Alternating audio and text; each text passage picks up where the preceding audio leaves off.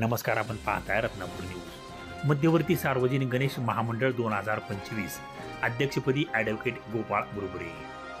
लातूर येथील मध्यवर्ती सार्वजनिक गणेश मंडळाच्या अध्यक्षपदी युवा नेते ॲडव्होकेट गोपाळ बुरबुरे यांची निवड सर्वानुमते करण्यात आली। येथील पूर्णानंद मंगल कार्यालय येथे झालेल्या बैठकीत सदरील निवड करण्यात आली। मध्यवर्ती सार्वजनिक गणेश महामंडळाचे संस्थापक अध्यक्ष अशोक तात्या गोविंदपूरकर यांच्या अध्यक्षतेखाली झालेल्या बैठकीत 2025 ची कार्यकारिणी घोषित झाली असून यात ॲडव्होकेट गोपाळ बुरबुरे, कार्याध्यक्ष गौरव काटवटे, उपाध्यक्ष श्रीकांत ठोंबरे, सचिव सुमुख अशोक गोविंदपूरकर, सहसचिव योगेश उन्हाळे, प्रसिद्धी प्रमुख डी उमाकांत इत्यादींची निवड करण्यात आली।